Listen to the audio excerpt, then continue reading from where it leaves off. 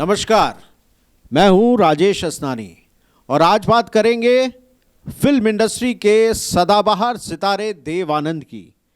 26 सितंबर उनका जन्मदिन जो है जन्मदिन के रूप में मनाया जाता है। आज हमारे बीच में वो नहीं हैं, लेकिन आज भी हमारे जहन में, हमारी यादों में वो गुनगुना रहे हैं। और इन देवानंद जैसी शख्सियत पर बात करने के लिए आज हमारे स्टूडियो में मौजूद हैं 3 देव दीवाने। मैं बात कर रहा हूं संजय कौशिक जो एक टूर ऑपरेटर हैं, धर्मेंद्र जी छाबड़ा। जी हाँ, ये एक रेस्टोरेंट चलाते हैं, शहर का काफ़ी पॉपुलर रेस्टोरेंट है। और इनके अलावा हमारे साथ राजेश शर्मा जी भी हैं, इनका होटेलियर हैं और एंटरप्रेन्योर हैं, इंडस्ट्रियलिस्ट हैं। लेकिन इनका जो संगीत प्रेम है और जो देव आनंद के प्रति जो इनकी मोहब्बत है, जो दीवानगी है, वो उसका कोई मुकाबला नहीं है। और इसीलिए आज ये स्टूडियो में मौजूद हैं। तो हम बात करते हैं आज देव आनंद पर, एक ऐसी शख्सियत जिसने इंडस्ट्री को एक मुकाम दिया अपने नएपन की वजह से, अपनी अदम्य ऊर्जा की वजह से, अपने अंदाज की वजह से। न जाने कितने युवा चेहरों को उन्होंने मौका दिया। कभी न थकने वाले, हमेशा हर फिक्र को धुएं में उड़ाकर चलने वाले देवानंद साहब, क्यों कहा जाता है उनको एक सदाबहार सितारा भारतीय सिनेमा का, जो आज भी हम सब के दिल में जगमगा। Camera, sound, action. आहा, जानी क्या बात है, आप कैसे हैं दोस्तों? देव साहब, अब ये नाम कुछ ऐसा हो गया कि जैसे ये नाम आता है तो बिल्कुल ऊपर से नीचे तक एक अलग ही एक रोमांच पैदा हो जाता है, न जाने क्यों। क्योंकि बचपन से इनको इतना देखा है, जिया है इनको, एक बहुत ही ज़बरदस्त पर्सनालिटी और बहुत ही फ्रेश, बिल्कुल ताजगी। अब जैसे ही इन्होंने कहा तो बिल्कुल दिल की तरंगे बिल्कुल जाग गई, खून में न जाने क्या होने लगा अचानक। साहब जी, देव साहब के हम भक्त हैं तीनों। हम जो बैठे हैं सर, आपके साथ ही बैठे हुए हैं, तीनों हम दीवाने हैं और बहुत समय से हम पुजारी रहे हैं इनके, और ईमानदारी से पुजारी रहे हैं जी। आज ये चर्चा करेंगे। आज उनका जन्मदिन है, ईश्वर उनको जहाँ भी रखे खुश रखे और उनका आशीर्वाद हम सब पे, पूरी दुनिया पे यूं ही बरसता रहे, ये ईश्वर से प्रार्थना है। बहुत बढ़िया। तो भाई साहब ये बताइए कि ऐसा क्या कि देवानंद आज भी हमारे दिलों में बसे हुए हैं। आप लोग एक अलग जनरेशन के लोग हैं और देवानंद साहब की जनरेशन के लोग हैं। एक तिगड़ी हुआ करती थी उस समय, राज कपूर, देवानंद और दिलीप साहब। और उसमें देवानंद साहब का एक अलग ही मुकाम था, एक अलग ही जगह थी। हैं, यानी इतना टफ कंपटीशन, और देवानंद साहब युवाओं के दिलों पे राज करते थे। उनकी जो पतलून थी अलग किस्म की थी, चलने का स्टाइल। पर ऐसी क्या चीज़ थी जिसने आपको उनका फ़ैन बनने के लिए मजबूर कर दिया? बहुत ही प्यारा क्वेश्चन आपकी तरफ से दोस्तों। 3 जो अभी आपने नाम लिए, तो वो ऊपर से अगर हम देखें तो दिलीप साहब, फिर राज कपूर साहब, फिर देव साहब, ऐसा क्रम प्राय लोग रखते थे पहले शुरू में। अब उसको ठीक बिल्कुल विपरीत कर देवे। अच्छा। तो देव साहब ऊपर आ गए। उसका कारण है क्यों आ गए, वो स्टाइल, स्टेटमेंट और जो उनका अंदाज, जो बोलने का, चेहरे की जो दमक चमक वो है, वो सबसे ऊपर रखती थी। जो स्कार्फ वो जो पहनते थे, जो धारण किया, वो पहले ऐसे हीरो रहे। आप सब कोई ध्यान करो दोस्तों कि उन पे फबता था, उन पे जचता था। और भी हीरो ने फिर वो स्कार्फ लगाया, आपको ध्यान हो, धर्मेंद्र साहब ने लगाया, राजेंद्र कुमार जी ने लगाया, बहुत लोगों ने उसको, लेकिन जचा उनके ऊपर ही। लेकिन जो फबा, जो जचा, जो खिल के जो आया, जो खुशनुमा जो लगा, वो देव साहब पे ही लगा। आप उसको देख लो, जॉनी मरे नाम देख लो, गैम्बलर देख लो, बहुत सारी पिक्चरें हैं। तो वो एक बात ही अलग थी जी। और उनकी दीवानगी तो बहुत बचपन से है और यूँ अभी तक चलती आ रही है। 3-3, 4-4 पीढ़ियाँ आप सोच के देखो कि फिल्म इंडस्ट्री में कोई लाइक, और भी लोग हैं लेकिन इनको लाइक करने वाले आज भी हैं, कल भी थे। और ज़बरदस्त एक से एक पिक्चरें दी इन्होंने। मेरे ख्याल है 1944-45 ये आ गए थे, मुंबई आ गए थे और पिताजी से परमिशन लेके आए थे और 10-20 रुपये फ्रंटियर मेल में बैठ के आए थे। और तब से लेके मेरे ख्याल है 65-67 ईयर्स इन टोटलिटी उन्होंने फिल्म इंडस्ट्री को दिया, इंडियन सिनेमा को दिया। बहुत बढ़िया जी। हमारे साथ धर्मेंद्र जी भी हैं। नाम आपका धर्मेंद्र है, पर बात कीजिए आज देव साहब के बारे में। तो क्या खास लगता है देवानंद साहब के बारे में, और आपको कौन सी चीज़, कौन सी अदा, कौन सा अंदाज, कौन सी स्टाइल उनकी पसंद आती है? सभी दोस्तों को मेरा दिल से वंदन, देव साहब को वंदन। 102 उनका जन्मदिन हम मनाने जा रहे हैं और आपके सामने 3 क्या 4 दीवाने बैठे हैं देव साहब के। और देव साहब के बारे में राजेश जी ने बहुत कुछ कहा अभी, और अगर हम चर्चा करने लगे तो शायद ये आज का दिन, कल का दिन, मेरे को लगता है कई दिन कम पड़ जाएं, कई किताबें लिखी जाएं, कई कहानियां बनती जाएं, किस्से बनते जाएं, तो वो किस्से, कहानियां, किताबें ख़त्म नहीं होंगे। वो शख्सियत थे देव साहब।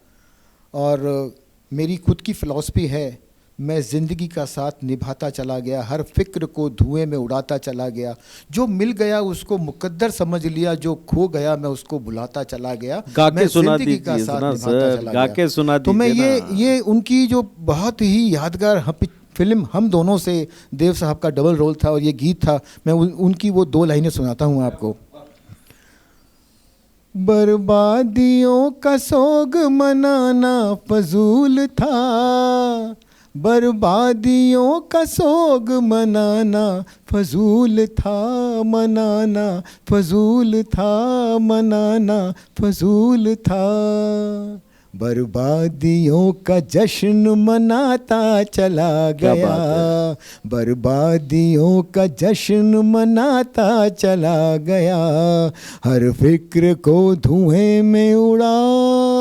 क्या बात है, वो क्या थे बात। देव साहब। और क्या क्या कर गए, क्या क्या दिखा गए, क्या क्या बता गए।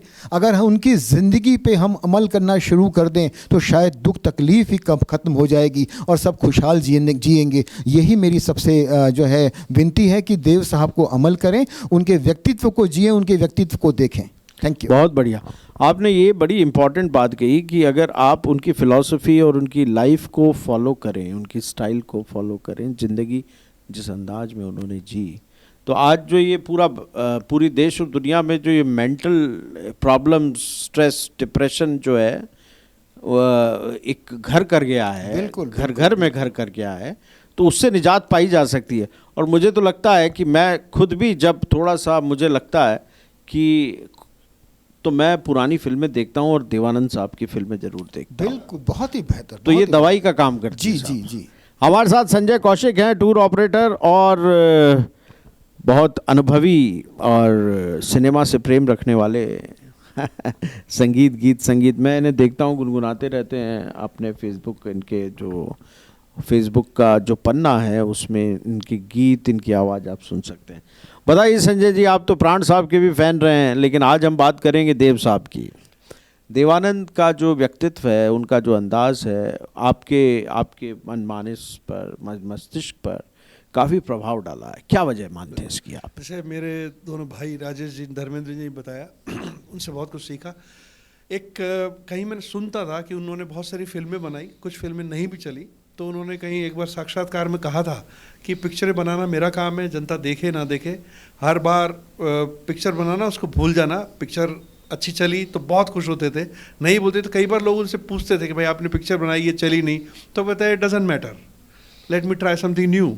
और मेरे ख्याल से पूरे बॉलीवुड इंडस्ट्री में जितने भी लोग थे, वो ऐसे व्यक्ति थे, उन्होंने नई से नई एक्ट्रेसेस को इंट्रोड्यूस किया, मौका दिया। मतलब उन्होंने जीनत अमान को कर लिया, और श्रीदेवी वो टीना मुनीम, सॉरी, उनको था। और उनके बाद उन्होंने धर्मेंद्र जी को किया, अपने वो शत्रुघ्न सिन्हा और जैकी श्रॉफ, ऐसे लोगों को लिए। और कई फिल्में जिनके अंदर कितना ज़बरदस्त मैसेज था, जैसे गाइड थी। बहुत गाइड वॉज, मेरे ख्याल से गाइड ऐसी फिल्म थी जो 2 भाषाओं में बनी, एक अंग्रेजी में और हिंदी में। हिंदी में खूब चली, फिर एक कोई एक दूसरे प्रोड्यूसर डायरेक्टर थे, उन्होंने अंग्रेजी बनाई, हालांकि नहीं चली। और मुझे सौभाग्य की बात है कि वो राजस्थान में शूट हुई। जी बिल्कुल। उसके बाद कुछ फिल्म थी, हरे राम हरे कृष्णा, जॉनी मेरा नाम, एक से एक फिल्म है। उनका ड्रेस सेंस, मतलब उनको, मेरे को लगता है बहुत सारे, मैं जयप्रकाश शौक से जिसे एक बार बात हो रही थी, एक बार उनके मोहन चूड़ी वाला, उनके जो सेक्रेटरी थे, उनसे भी बात हुई, बहुत सारी जगह पढ़ते रहते हैं कि देव साहब कभी भी, मुझे लगता है ग्रामीण परिप्रेक्ष्य की किसी भी फिल्म में उन्होंने, जहाँ तक मेरा ख्याल है, उन्होंने काम नहीं किया। हमेशा अप टू डेट होकर निकलते, सूट मतलब बूट। उनके घर वाले जो लोग कहते थे कि जब वो कमरे से निकलते थे तो तैयार होकर निकलते थे। और एक बार किसी ने बताया था कि जैसे वो किसी को मिलने गए तो एक एक साथ 2-2 सीढ़ी चढ़ के ऊपर जाना, जल्दी जल्दी चलना, उनका एक अंदाज था, उनमें एनर्जी थी, स्टाइल था वो अपना। आज के युवाओं में, जो आज युवा है, अभी से कई तरह की बीमारियां हो रही है, उनके लिए एक वो प्रेरणा स्रोत है कि उन्होंने इतनी उम्र में भी इतना अपने आप को अपने संभाल के अंदाज को रखा, जिया। अपने अंदाज को जिया, और जो कुछ उन्होंने किया प्यार से किया, शिद्दत से किया, अच्छा हुआ बुरा हुआ। तो वो गीता वाला जो है, जो किया उसको भूल जा, वो जो एक है, कहीं ना कहीं उनकी फिलॉसफी में मेरे को लगता है वो कहीं प्रदर्शित झलकता होता है। है। मुझे अपनी जिंदगी में मैं कभी कभी उसको समाहित करने की कोशिश करता हूँ। फल की इच्छा मत कर और कर्म किए जा। और मुझे लगता है कि वो कभी बूढ़े नहीं हुए। बिल्कुल, बिल्कुल। उनकी आप देखिए ना, उम्र बढ़ती चली गई, लेकिन देवानंद सदाबहार रहे। बिल्कुल बिल्कुल। और किसी न किसी फिल्म में, और इतनी ज़्यादा फिल्में बनाते थे वो, एक पुरानी, और कभी भी मैंने उनको मायूस होते हुए नहीं देखा। उनकी पिक्चरें फ्लॉप हो जाती थी, लेकिन वो एक नई पिक्चर के साथ पहले ही तैयार रहते थे, हैं।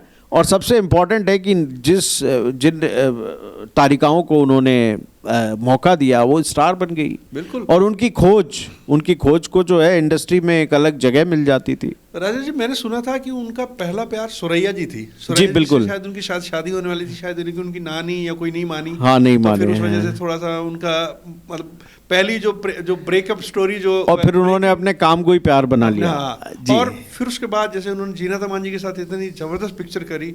मैं अगर जैसे बनारसी बाबू देख लीजिए, हरे राम हरे कृष्ण देख लीजिए, क्या जबरदस्त म्यूजिक था, क्या उनका अंदाज था, उनका क्या ड्रेस सेंस था, वो आज भी लोग उसको कॉपी करते हैं। कह दो कि तुम जैनिस नहीं जसपीर हो। मैं चाहता हूँ राजेश जी कुछ एक इसी मौके पर कुछ एक दो जी, लाइन जी, सुना जी, दे। जी। बात तो बिल्कुल शुरू में जो हुई थी कि भाई ये खत्म नहीं हो सकती, पूरी रात राजेश जी हम गुजार देंगे इस टॉपिक पे बिना किसी संकोच के। जी बिल्कुल। तो साहब, देव साहब, एक प्राय एक सर्कुलेशन में एक चीज़ है जो कि मैंने रोमांसिंग विद लाइफ जो उस then prime minister Manmohan Singh साहब ने रिलीज़ करी थी, और ये पीएम हाउस गए थे देव साहब। तो रोमांसिंग विद लाइफ ये बुक जो है, मैंने एक बार इतना चस्का लगा कि उसको मैं 2 से 3 दिन में ख़त्म कर दिया। फिर रिपीट एक बार पढ़ा तो कई छोटी छोटी बातें जानने को मिली। तो उसमें एक भ्रम है लोगों में कि ब्लैक शर्ट या ब्लैक कोट उन पे वो कोर्ट ने, सिविल कोर्ट ने बैन कर दिया था, कह दिया था कि वो नहीं पहनेंगे। नो, ये गलत है। ऐसा कुछ भी नहीं हुआ था कि सुसाइड कर लिया और लड़कियां वहाँ चढ़ गई, और ऐसा कुछ भी नहीं हुआ। इस पे उन्होंने अपनी बुक में लिखा है कि ये भ्रांति, मैं चाहता हूँ ये भ्रांति बनी रहे। ये देव साहब ने कहा भ्रांति बनी रहे, लेकिन ये मिथ है, ऐसा कुछ हुआ नहीं। एक पिक्चर हुआ करती है फंटूस, तो उसके सचिन दा का म्यूजिक है उसमें जी। और ये फिलोसफिकल कुछ लाइनें हैं। अपने लिए कब हैं ये मेले, हम हैं हर एक मेले में अकेले, क्या पाएगा उसमें रह कर जो दुनिया जीवन से खेले, क्या पाएगा उसमें रह कर जो दुनिया जीवन से खेले। बहुत बढ़िया। दुखी मन मेरे सुन मेरा कहना, जहाँ नहीं चैना वहाँ नहीं रहना, दुखी मन मेरे। बहुत बढ़िया, बहुत बढ़िया। अगर हम बात करें देवानंद साहब की, तो गाइड फिल्म को जो है, और गाइड फिल्म हरे कृष्णा हरे रामा, ज्वेल थीफ, ये कितनी शानदार फिल्में हुआ करती थी, हैं, बड़ी अलग किस्म की फिल्में थी। तो सबसे ज़्यादा आपको कौन सी फिल्म देव साहब की अच्छी लगती है, और उस क्या खास वजह है उसकी? देखिए, देव साहब की फिल्म के बारे में बात करें, उनके ऊपर फिल्माए हुए गीतों के बारे में बात करें, ड्रेस सेंस के बारे में बात करें, बहुत बड़ा सब्जेक्ट है। और किसी एक पिक्चर से, किसी एक गाने से, उनके किसी एक ड्रेस से मन भर ही नहीं सकता। वो गीत है उनका, अभी ना जाओ छोड़ करके दिल अभी भरा नहीं। तो ऐसे ही देव साहब की क्या क्या व्यक्तित्व तो अथाह समुंदर है।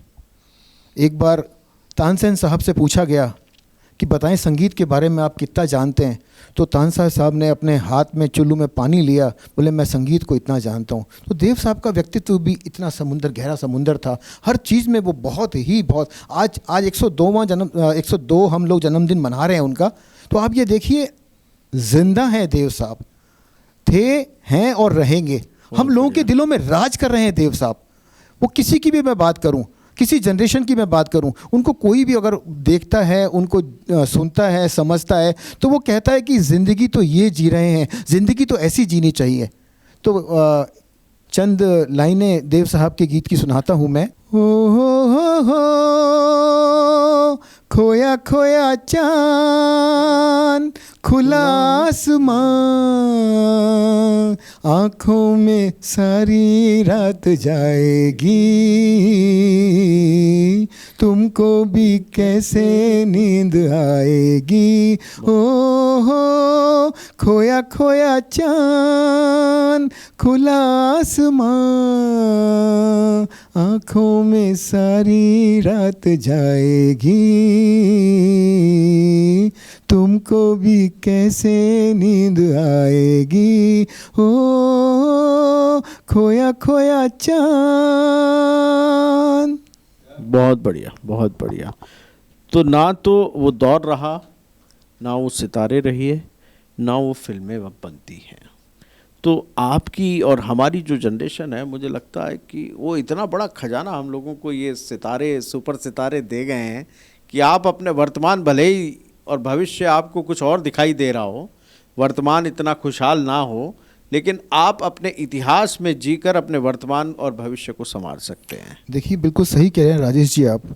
हम लोग जो चारों बैठे हैं देव साहब के बहुत कदरदान हैं, देव साहब के दीवाने हैं, और अपने अपनी फील्ड के हम लोग डायमंड हुआ करते हैं। लेकिन हम लोग अपने सुखद जीवन के लिए, स्ट्रेस फ्री होने के लिए, सुकून देने के लिए उन शख्सियतों को जीते हैं, उनको उनके ऊपर अमल करते हैं, और जो उनके गीत हैं पुराने गायकों के, उनको देख सुनकर और गाकर अपने आप को सुकून से और स्ट्रेस फ्री करते हैं, और लोगों को भी वो देने के लिए ईश्वर से कामना करते हैं। जो गोल्डन ईरा था भारतीय सिनेमा का, वो स्ट्रेस बस्टर भी है। संजय जी, कुछ आप भी सुनाइए देवानंद से जुड़ा कुछ आवाज। जब मेरे दोनों उस्ताद गाना गा रहे हैं तो मैं गाना उचित नहीं, आप भी दीवाने हैं उनके। हाँ मैं दोनों में इनसे सीख रहा हूँ, तो गाना तो खैर नहीं, पर लेकिन मैं ये कहता हूँ कि मैं जब आप दोनों से मिलता हूँ तो मुझे लगता है कि देव साहब से तो मैं नहीं मिल सका, लेकिन आप दोनों से मिलके मुझे भी उतनी ही ऊर्जा मिलती है कि बहुत खुशी होती है। मैं आपको राजेश जी, अभी 2 साल पहले जीनत अमान जयपुर आई थी, तो राजेश जी से मुलाकात हुई थी उनकी, अगर उसके बारे में कुछ अगर चर्चा हो सके तो बताएं। जीनत मान तो उनकी सबसे फेवरेट तारिकाओं में से थी। हाँ, और उन्होंने जीनत को जीनत उन्होंने बनाया शायद। देव साहब उनके भी बिल्कुल जहन में बैठे हुए हैं, और बड़ी ही सौम्य लेडी जीनत अमान। और पिक्चरें तो खैर बहुत है संजय भाई, हरे रामा हरे कृष्णा देख लो। पर जीनत अमान की पर्सनालिटी पर, यानी जिसे कहते हैं ना, वो देव साहब का बहुत इम्पैक्ट, यानी काफ़ी, यानी उनकी पर्सनालिटी में जो चेंज आया, वो देव साहब की फिल्मों में उनके साथ उनकी सोहबत में, मुझे लगता है वो भी एक इम्पैक्ट रहा। जीनत अमान की डेब्यू फिल्म ये आपके ये हरे रामा हरे कृष्णा ही रही, तो ब्रेक तो दिया ही, और उसको डाउट ही नहीं इसमें। और वो पिक्चर हिट भी गई थी, रोल भी अलग किस्म का था। उसके बाद तो जीनत अमान बहुत बड़ी स्टार बन गई थी।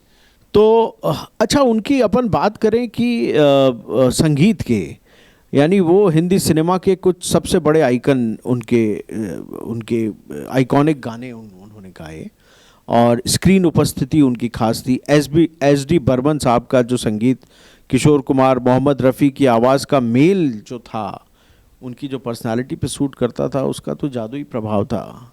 रफ़ी साहब से प्लेबैक सिंगिंग और रफ़ी साहब के गाने से शुरू हुई थी, उसके बाद तो फिर किशोरदा पे आ गए थे, और दोनों में ही उनकी जो गानों की जो पिक्चराइजेशन है, आप ये देखो कि कुछ ही हीरो हैं ये पर्दे पे, अगर आप देखो तो जो फुल जो जस्टिस किया है उसमें से देव साहब एक कलाकार रहे हैं जिन्होंने गानों पे बिल्कुल फुल जस्टिस दिया है गानों के ऊपर।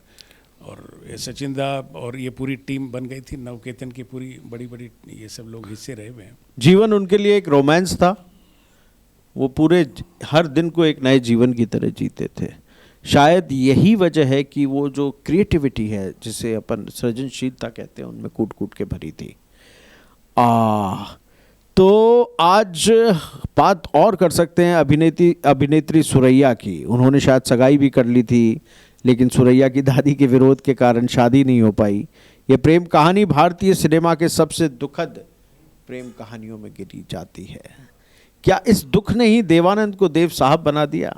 जी नहीं, दुखी तो सर वो कभी नहीं रहे, वो दुखी कभी नहीं रहे, दुखी कभी नहीं रहे। नहीं, उस दौर में तो दुखी रहे हो, लेकिन उस दौर से उबर गए, उन्होंने उस फिक्र को भी धुएं में उड़ा दिया। प्यार तो रहा, दोनों का ही रहा, दोनों तरफ से ही था वैसे तो, जो जितना भी पढ़ा सुना। और लेकिन वो कभी वो इंसान ही नहीं थे दुखी होने वाले, कभी नहीं थे। पीछे मुड़ के उन्होंने देखा ही नहीं। हर दिन दीपावली था उनके लिए, ये वो खुद भी कहते थे कि हर दिन मेरे लिए एक दीपावली है। यानी कि हम त्योहार का इंतजार करते हैं, उनको वो कहते हैं कि मेरे लिए हर दिन ही ऐसा है। तो देव दीवाने कुछ मिलके गा लीजिए आप लोग।